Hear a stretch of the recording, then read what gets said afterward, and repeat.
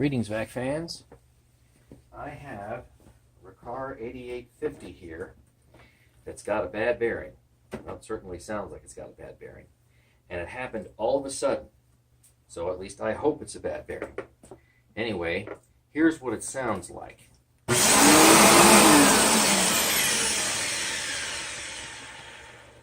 Wow. Definitely not supposed to sound like that. So I'm going to see if I can put together a video where I take the motor out and see what I can do about the bearing. I may or may not be able to repack it. Maybe I can just simply replace it. I'm not sure. We're going to find out.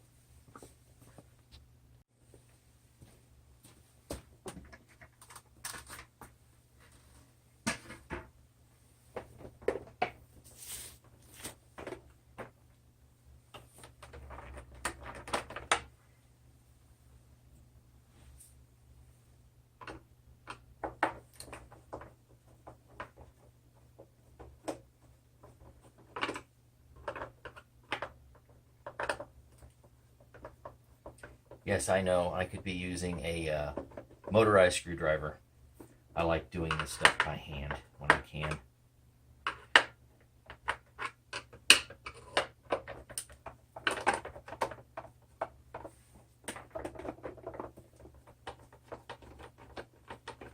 It's not that many screws anyway. Somewhere. There you go.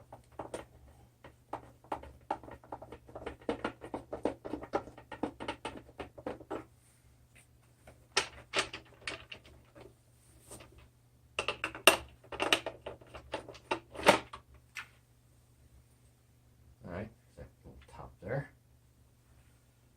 Nice. And we've struck a motor. Now, the only thing is, I think I probably want to take some of this stuff off just so I can make life easier, especially the belt too.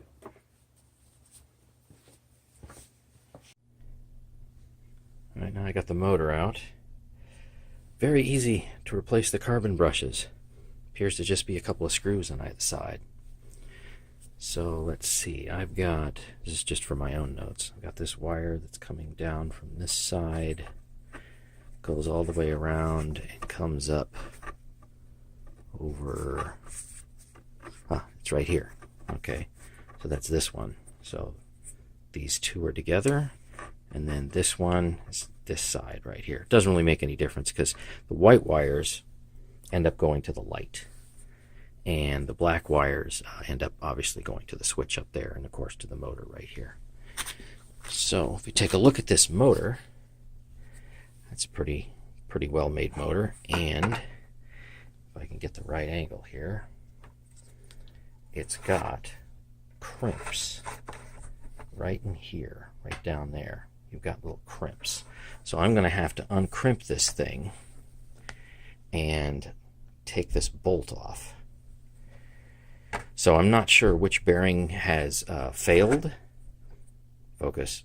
I don't know if it's the one that's, say, here, or it's the one on the other end, but there's the motor. So pretty heavy-duty motor, nice and quiet. This is the insulation. It's not much, just a little foam, not anything really wild to look at. Let's see if I can get a good view here. Here's a commutator. And it is dirty. Oh, look at that. Now, I've cleaned that, but it's been a couple years ago when I got the machine. So, onward and upward, as they say. Well, several days later, about an hour later, I figured out how to go and remove this. A couple of long screws here. Got that out. Look at these. Look at these carbon brushes. Plenty of length left in those dudes. And they're almost dead even. Not quite, though. I was wondering if I could actually repair this motor or not. And take a look at the commutator. So, I don't know if you can hear that or not. And that's the good one. That's the bad one. Yep. So, I managed to get this little cover off, we can take a look at the ball bearings here. Let's see if I can get this to focus well. There we go. They are totally, utterly clean and dry. So now I'm going to go and re-lube them up. And I don't have a bearing puller, but you know what? Even if I did, I'd really have to get one that would be able to get right in this little notch right here, and that certainly would be one that is somewhat of a specialty type, I would imagine. This would be easy to get off. I mean, look at how much room in there. I could go and grab that thing off, but there's just, oof, that would be tough to get that off. And I realize there's other sets of tools and whatnot I could use to probably pop that off. But as long as I can get the cover to the bearing off, which I did, I can get this thing lubricated. So that's what I can do without a bearing puller. All right, so we'll see what happens, and when I get it all lubricated again, we'll take a peek, and of course when I put it all back together again, I'll probably do a test run and see if it blows up. All right. Oh boy. After I used, yep, you guessed it, WD-40. I know some people like to use brake clean or some other type of degreaser. This really isn't a degreaser. This is just kind of a lubricant, but it's under pressure, so I can squirt it into these bearings that I can only get access to one side. And here's the result. This is after several washings, so to speak, with WD-40. It's not perfect, but for an old machine like this, why not? So now I'm going to go ahead and pack it with this stuff, and then of course got to put the caps back on here. Got to put the little seals back on. So now I got some mobile EMB grease in there, and everything is nice and blue and quiet. Look at that. That's something. Now I got to put the little caps on. So I imagine I'll probably have some grease squirt out.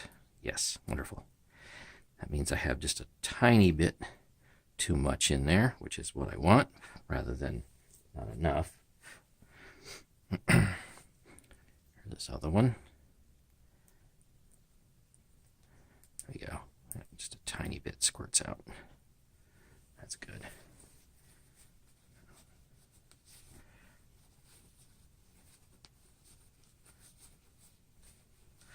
And I'm definitely going to polish that back up. That looks terrible. I think I polished it when I got this machine a couple of years ago. So here's the repacked, cleaned bearings. Yeah, not bad. Now I got to figure out, see if I can get the motor back together. All right, on to the next part. Okay, success. We have this back together again. And I've got the carbon brushes actually taken out just for the minute, because I'm going to show you one way that I want to safely bring this motor back to life. I also have my little stone right here to polish the commutator, because that looks pretty bad.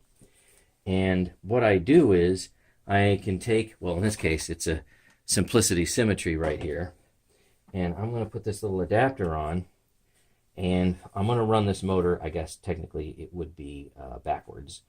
That's why I have the carbon brushes off. I'm going to run this thing backwards and see how it sounds first, and I'm going to slowly ramp up the RPM, and if everything sounds good, then I'll go ahead and put the polishing stone on.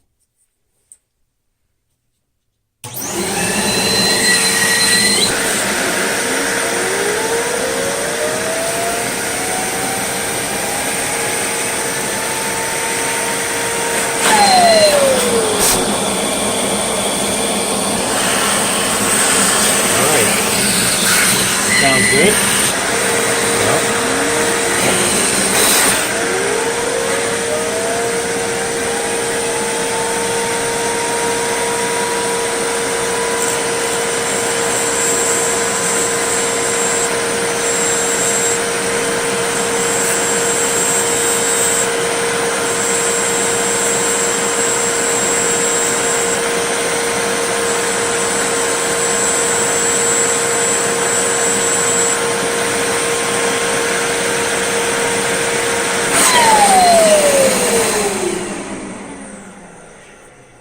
Okay, so I hope you were able to see that.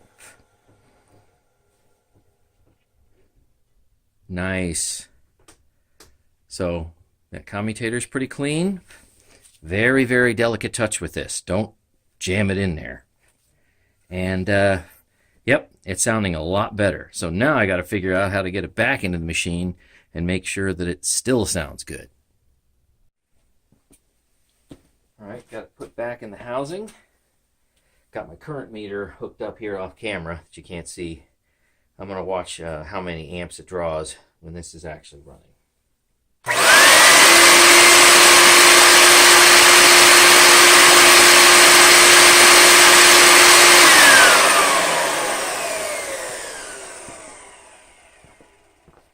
Oh, that's so much better.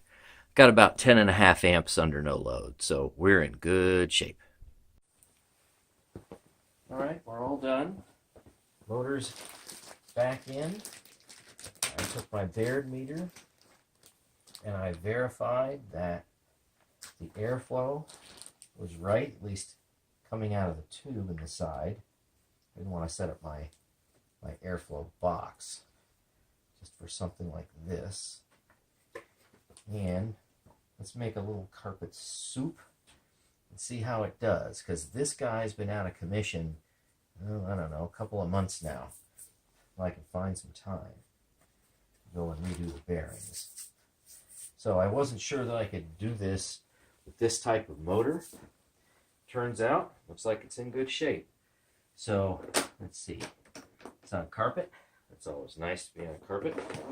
Let's see what happens.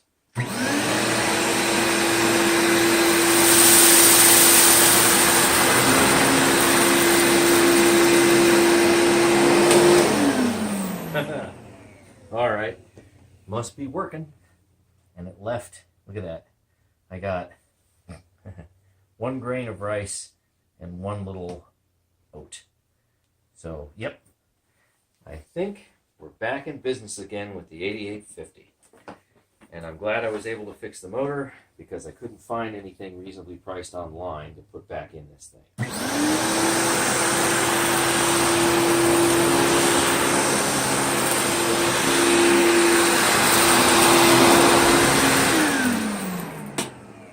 Hear a little rice rattling around in there, but that's it. Oh, that spin down's nice. Okay, wonderful. Thanks for watching and being on a journey with me to replace, or rather to fix these bearings.